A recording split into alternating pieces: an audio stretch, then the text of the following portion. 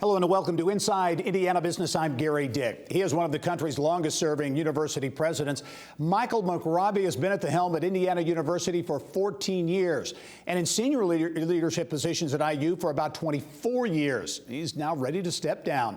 During his tenure as president, he has led an academic transformation at IU, including the creation of 10 new schools.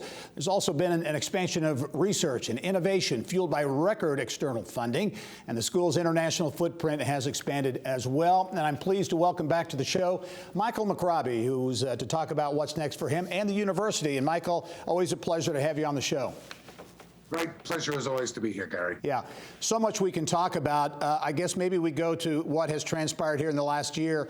Obviously, the pandemic has made an unbelievable impact on every walk of life, every business, every academic enterprise.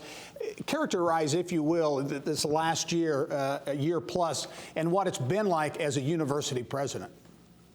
Well, it's probably been the most difficult period of time in the university's 200-year history, dealing with the pandemic and all its consequences for the university. But very early on, we mobilized the full resources of our health sciences school, our School of Medicine, our public health schools, School of Nursing, the other schools and what have you, and used them to craft the strategy that we would use to keep the whole university community, faculty, staff and students safe during that period, to stay open and to keep functioning as a university, and to do all that safely. And we managed that. I think we managed it in an exemplary way.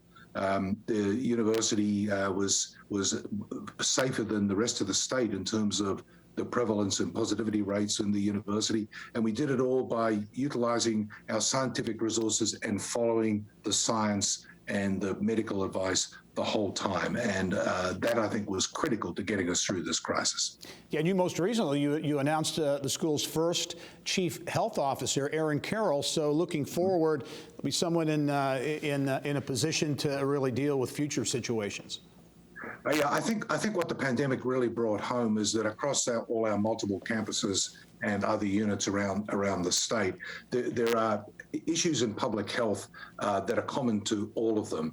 And we didn't really have a single person responsible for the coordination and the development of proactive responses to those kinds of problems anywhere in the university. So the appointment, Aaron was one of the leaders of our response to the pandemic. He headed our whole testing, our whole massive testing operation that kept the university community safe. And so Aaron is a distinguished professor, a renowned researcher in the medical sciences. So he is going to head up all of our public health responses across the whole of the university. Yeah, so many things we can talk about, Michael, of your 14 years as president. Among them, in terms of being, quote unquote, transformational, 10 new schools established essentially in the last 10 years. So the academic endeavor at IU truly has been transformed during your tenure.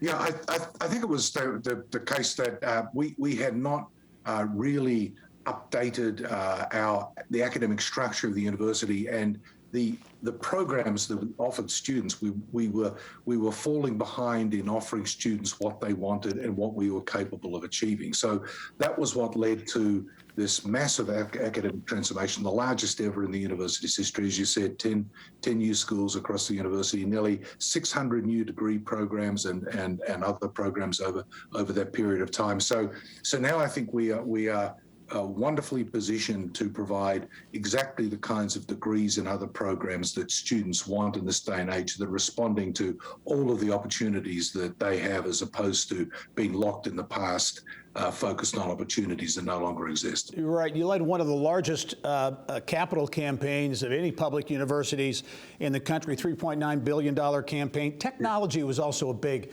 focus of yours, and enhancing, upgrading in technology, across the university system.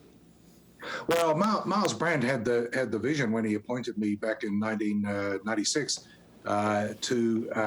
to build the university's information technology infrastructure across the whole of the university to be able to compete with the best in the world. He wanted us, as he put it at the time, to be the best in absolute terms in the uses and applications of information technology. And I got the job of doing that, and we were able to, together with hundreds of very able people, to achieve that.